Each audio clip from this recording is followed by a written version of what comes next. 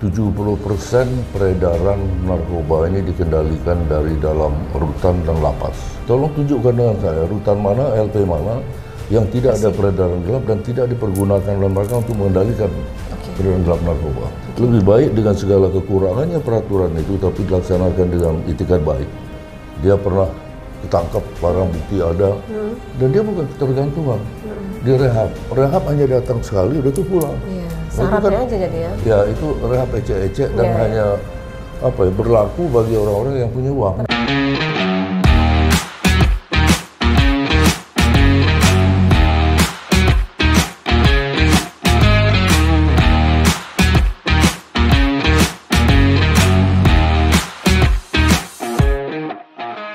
Assalamualaikum warahmatullahi wabarakatuh. Waalaikumsalam warahmatullahi wabarakatuh. Tabi pun. Ya bun.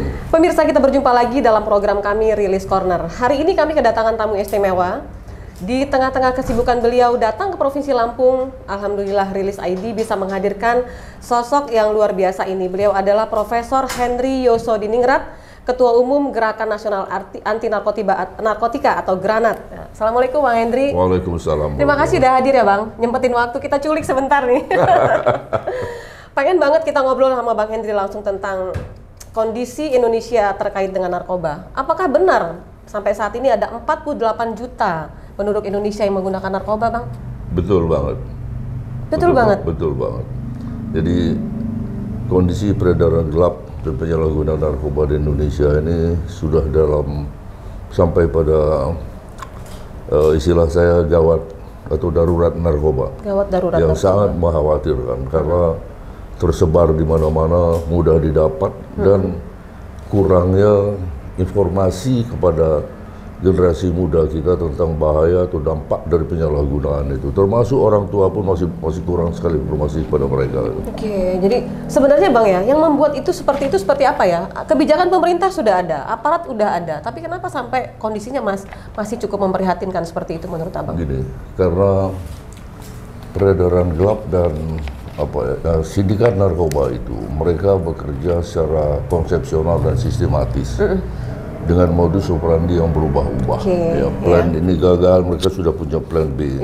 Plan B gagal, mereka sudah punya plan C. Dan dana mereka tidak terbatas. Lagi pula mental dari aparat kita ini masih banyak oknum-oknum yang mudah tergoda, mudah terperosok tanpa disadarinya, tanpa diinsafi bahwa dampak dari apa yang mereka lakukan itu menghancurkan bangsanya sendiri. Bahkan Bang, baru-baru ini kurang lebih 1 bulan lalu media di Lampung ini disibukkan dengan membuat berita tentang kasat narkoba Lampung Selatan yang justru kaya karena mengambil ujung dari penjualan narkoba. Pendapat Abang gimana Bang? Miris sekali ya? Sebetulnya ketika ada orang bicara tentang ganja contohnya misalnya, udah sampai di Jakarta Selatan atau sampai ke Jawa Timur, yang pertama kebobolan itu adalah Polda Lampung. Karena itu asalnya dari Aceh kalau kita bicara ganja. Jarang lewat pelabuhan laut yang langsung itu enggak. Biasanya mereka pakai mobil, artinya support interdiction yang ada di sini tidak berfungsi, atau petugas di sini yang lengah. Jadi yang kalau ada orang berhasil mengungkap atau menangkap ganja dalam jumlah yang besar, yang pertama tertampar dalam tanda kutip itu Polda Lampung. Tapi bahkan justru ya melalui itulah akhirnya yang tadi kita sebut namanya itu jadi memanfaatkan kondisi itu untuk memperkaya diri sendiri juga ya Bang? Ya, itu oknum yang begitu masih banyak ya. Lain seperti itu. Nah, ini yang perlu kita sadarkan ya dengan berbagai macam cara sehingga betul-betul mereka berperan sebagai aparat, sebagai penegak hukum dengan hati gitu. Bagaimana saya harus menyelamatkan bangsa gitu, mengesampingkan yang lain-lain. Harus bekerja dengan hati ya Bang. Ada lagi yang tidak berhenti sampai di situ juga Bang. Hampir semua lapas di Indonesia memberitakan berita bahwa beredar juga narkoba oleh penghuni lapasnya sendiri. Nah, itu gimana Bang? 70% peredaran narkoba ini dikendalikan dari dalam rutan dan lapas. 70%? 70% peredaran narkoba di Indonesia dikendalikan dari lapas dan atau rutan. Nah, tolong tunjukkan dengan saya ya. Kalau Menteri Hukum dan HAM nanti lihat ini video ini, saya kepingin tahu di lapas mana atau di rutan mana yang tidak ada peredaran gelap dan penyalahgunaan narkoba dan tidak ada pengendalian. Ya, nah ini udah lama saya ketahui sejak zaman Ibu Mega masih awal-awal jadi presiden. Sampai sekarang? Ya, saya pernah menyampaikan gagasan yang sampai sekarang nggak pernah berhenti saya menyuarakan ini, yaitu jadikan tempat rutan atau LP itu menjadi blind spot area atau blind spot apalah istilahnya ya, sehingga dari situ tidak bisa menggunakan jadi nggak bisa komunikasi keluar HP. Gitu ya, Nah, karena mengendalikan ini dengan menggunakan HP. Betul, ya. betul. Nah, selagi di dalam itu bisa masuk HP, bisa menggunakan HP ya, kadang-kadang mereka nggak boleh punya gitu ya HP di dalam, tapi ada oknum yang menyewakan. Jadi kembali soal yang tadi, 70% dari pengendalian narkoba di Indonesia ini dikendalikan dari dalam lapas dan rutan. Dan terungkap sekali waktu saya diskusi di Mata Najwa. Di situ hadir Kepala Rutan Salemba, kemudian salah satu direktur dari Direktur Jenderal Pemasyarakatan, Kepala BNN waktu itu masih Pak Heru Winarko. Ternyata terungkap di Rutan Salemba itu ada yang namanya apotik. Apotik itu kita boleh masuk ke sana, mau nyuntik, mau ngisep. Astaga, segitu bebasnya? Yes. Kemudian di situ ada lagi diskotik. Diskotik beneran, bukan diskotik lampu musik hingar-bingar gitu ya. Kemudian ada lagi kamar yang ada ikan arwana super red ya. Jadi kayak istana di situ ya. Saya tanya dengan kepala karutannya itu, Anda tahu itu enggak? Dia bilang nggak pernah dengar. Saya bilang sama Najwa putar. Najwa punya rekamannya. Saya bilang pernah lihat itu. Itu kapan ya? Saya tanya, Anda menjadi kepala rutan itu kapan? Mulai dari tahun. Anda sudah menjabat di situ. Ya, ngeles. Karena luasnya area berapa hektar sih itu? Berarti tidak lebih luas dari satu RW. Berarti Anda jadi ketua RW aja nggak jalan, nggak cakap. Ya. Nah, begitulah kondisi. Seprihatin itu ya? Ya, dan boleh kita ada perdagangan kok dalam itu. Ada transaksi di situ ya. Dan itu hampir seluruh Indonesia, Bang, menurut Abang? Enggak, maka saya bilang tadi, tolong tunjukkan dengan saya rutan mana, LP mana yang tidak ada peredaran gelap dan tidak dipergunakan oleh mereka untuk mengendalikan peredaran gelap narkoba. Menurut Abang, apakah kebijakan pemerintah saat ini sudah cukup apa belum sih terkait dengan itu? Sebetulnya kalau dijalankan dengan cara yang benar, itu sudah memadai ya.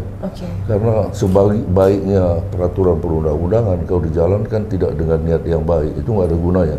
Lebih baik dengan segala kekurangannya peraturan itu, tapi dilaksanakan dengan itikat baik. Gitu ya. Tinggal bagaimana yang melakukannya gitu ya, Bang. Terus kita bicara tentang anak-anak kita, saudara-saudara kita yang menjadi korban ya, Bang, pemakai. Menurut Abang itu sebaiknya mereka itu di sel atau direhab? Gini, kita harus membuat satu garis pemisah dulu ya, antara pengguna biasa, pengguna kambuhan dengan pengguna yang sudah sampai pada tingkat ketergantungan. Yang kita sebut pecandu itu adalah orang yang orang yang sudah ketergantungan akan zat, baik secara fisik maupun psikis. Sehingga kalau dia nggak pakai itu, nggak ada satupun manusia di dunia ini yang sanggup menahan rasa sakit.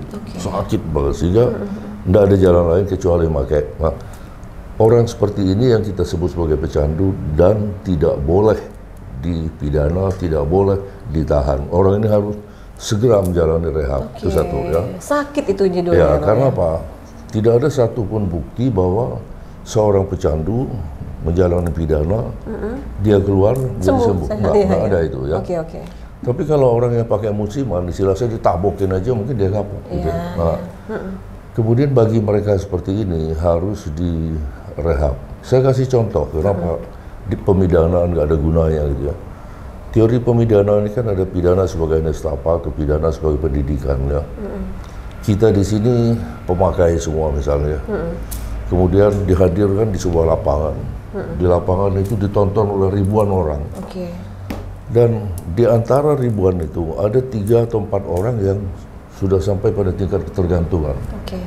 Di hadapan mereka tangan kita terpotong, ya, supaya mereka takut, kan gitu ya.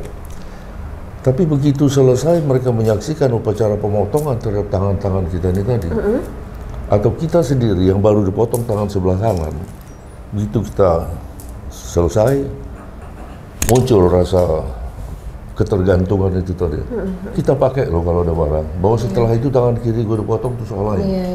Begitu juga mereka. Dia baru menyaksikan tangan-tangan kita dipotong. Begitu dia keluar, datang saatnya dia harus pakai. Ada barang dia pakai loh. Dia nggak peduli bahwa setelah itu tangannya akan dipotong. Itu artinya membuktikan bahwa pemidanaan untuk para pecandu sama sekali nggak ada gunanya. Itu. Tapi saya juga nggak setuju yang asal rehab. Ya. Contohnya banyak lah. Kalau orang yang punya uang, yang punya kedudukan, dia pernah ketangkap, barang bukti ada, dan dia bukan ketergantungan, dia rehab. Rehab hanya datang sekali, udah tuh pulang. Syaratnya aja jadi ya. Ya itu rehab ecek-ecek dan hanya berlaku bagi orang-orang yang punya uang. Nah, sekarang bagaimana dengan anak-anak bangsa yang serba kekurangan? Nah, kalau mereka mau direhab dan harus bayar, ya, dan ada syarat lagi. Kadang-kadang sebelum masuk rehab itu kan kita harus mendapatkan hasil asesmen dan sebagainya, itu harus bayar. Iya betul. Ya, pakai duit, iya. Jadi sebenarnya keputusan rehab itu juga mesti harus direvisi lagi mungkin ya. Ada syarat-syarat tertentu atau mungkin petugas-petugasnya. Ya. Saya pernah membawa rombongan DPP Granat ke Badan Legislasi di DPR, ke Balek ya. Karena kebetulan waktu itu saya masih anggota Balek juga. Kita sudah menyampaikan konsep perubahan atau perbaikan itu. Bahkan kita sudah punya kajian akademiknya ya. Bahkan kami menawarkan kalau pemerintah nggak sanggup, kami siap untuk menyelesaikan itu. Mau masuk untuk di prolegnas prioritas itu susah banget. Ya akhirnya dengan kita perjuangkan naiklah dia prioritas ya. Tapi akhirnya turun lagi. Jadi kayaknya memang belum ada satu kemauan yang serius lah untuk perbaiki. Belum prioritas berarti itu. Oke, baik. Bang, ini sebenarnya Bang, kalau Granat sendiri kan udah 28 tahun ya Bang ya? 24 ya. 24 tahun memperjuangkan supaya anak bangsa Indonesia ini tidak terkena narkoba. Apa Bang progresnya yang dari Granat yang dapat? Kendalanya, terus berhasil, enggak, dan lain-lain hal. Gimana Bang? Gini, kami nyaris bekerja sendiri ya. Sementara kami ini sendiri dalam tanda kutip bukan siapa-siapa ya. Kami yang bergabung di Granat ini dalam tanda kutip orang gila dalam tanda kutip. Kenapa kok gila? Hari Sabtu orang libur dengan keluarga, kami rapat. Weekend, Sabtu, Minggu, mulai dari Jumat mestinya acara keluarga, kami pergi keluar kota, pelantikan DPD ini, penyuluhan di sini dan sebagainya. Nah, sementara yang lain masih sibuk dengan upaya penegakan hukum. Kalau kita bicara mengenai masalah narkoba ini, tidak terlepas dari pertama upaya mencegah masuk dari luar ke wilayah NKRI. Kita harus jujur mengaku kita gagal. Indikasinya itu masuk dan beredar di mana-mana. Karena kita gagal mencegah masuk. Upaya yang kedua adalah memberantas peredaran gelapnya. Itu juga harus jujur kita akui kita gagal. Dengan tidak mengurangi apresiasi dan hormat saya kepada mereka yang sudah berhasil membongkar sindikat dan sebagainya ya. Nah, karena kita gagal dalam memberantas peredaran gelapnya, ternyata dia beredar, nyampe ke tangan pemakai. Maka kita harus melakukan upaya mencegah terjadi penyalahgunaan. Kita gagal lagi, buktinya banyak pecandu. Baru dimasukkan ke rehab. Rehab ini udah muara di paling ujung, udah kayak tong sampah gitu ya. Nah, dari Granat kami lebih mengedepankan upaya cegah. Cegah, karena apa? Istilah saya kalau kita berhasil mencegah supaya tidak bertambah gitu ya. Mau masuk satu hari 10 ton, masuk aja. Mau diedarkan secara gelap 15 ton, silakan. Mau dibagikan secara gratis, silakan. Tapi masyarakat kita sudah menolak. Bahkan dicekokin gini mereka melawan. Iya. Itu yang harus kita lakukan. Oke. Untuk sampai ke tahap itu Bang, kira-kira tantangannya apa ya Bang ya? Ya karena kami bekerja sendiri. Iya. Ya. Jadi harus Kemudian, semangat, nggak boleh putus ini Bang. Ya justru membuat kami semakin excited ya, semakin bersemangat ya, tertantang ya. Karena satu yang harus kami pertahankan bahwa kami itu satu-satunya NGO yang terdaftar di organisasi DPBB. Iya.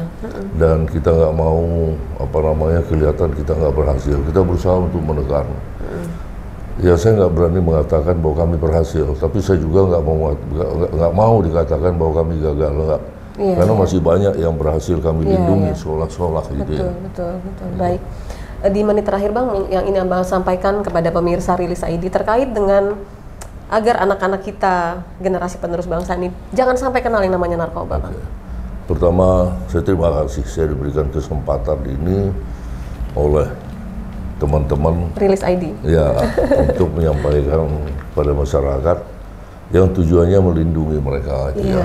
Saya hanya berpesan, lindungi diri sendiri, kemudian keluarga, lingkungan, jadi istilahnya mulai dari konco sak dapur, ya, konco sak tempat tidur, konco sak sumur. Ya. Jadi kalau kita berhasil itu semakin berkembang kemana-mana. Yang kedua saya berharap dengan lurah atau kepala desa atau kepala kampung, kepala pekon dan sebagainya, kalian tuh supaya aktif punya rasa tanggung jawab setidaknya kepada warga di wilayahnya sendiri. Bentuknya minimal pasang spanduk, berapa sih harga spanduk? Kalau nggak ada minta sama kami lah, insya Allah saya masih bisa belikan itu. Pakai bambu, tiang bambu. Warga kampung ini anti narkoba misalnya. Kemudian mereka bikin stiker misalnya, bagikan. Suruh mereka yang nempel sendiri. Keluarga ini anti narkoba. Ya. Nah, sehingga mereka punya beban karena dia nempel di rumahnya sendiri. Ya. Kalau perlu dengan kata-kata atau kalimat yang sedikit ekstrim gitu ya. Jangan edarkan narkoba di kampung ini. Mengedarkan narkoba mati, misalnya kan gitu ya. Saya nggak lihat satu belum ya Bang ya, belum ada seperti itu ya. Saya ngomong itu sudah sejak saya masih di DPR. Saya sampaikan kepada beberapa kepala-kepala desa, bahkan saya pernah sponsor ya. Saya bikinkan spanduk itu sampai berapa ratus. Tinggal pasang. Ya, tinggal pasang, tinggal mereka bambu aja kok. Udah itu dipasang, mungkin pernah dipasang, udah itu hilang, nggak masalah lagi gitu. Padahal kan dari dana desa kan cukup besar kalau memang kita mau. Jadi jangan dikorupsi oleh para desa gitu loh ya. Iya Bang. Baiklah, mudah-mudahan apa yang menjadi keinginan Abang kita semua untuk memberantas narkoba, setidaknya mencegah tadi Bang ya. Jadi tidak bertambah korban yang baru gitu kan. Iya. Mudah-mudahan bisa tercapai ada saatnya nanti ya Bang. Terima kasih Bang Hendry sudah hadir di Rilis ID. Terima kasih, senang sekali bisa menghadirkan Abang di sini. Dan insya Allah Abang selalu sehat. Kita ketemu lagi di lain kesempatan ya Bang. Sama-sama. Dan demikianlah pemirsa obrolan saya dalam Rilis Corner bersama Ketua Umum Gerakan Nasional Anti Narkotika Granat Bapak Profesor Hendry Yosodiningrat. Terima kasih atas kebersamaannya. Saya Novi Balga mewakili kerabat kerja yang bertugas undur diri. Sampai jumpa dan wassalamualaikum warahmatullahi wabarakatuh. Makasih ya Bang. Terima kasih.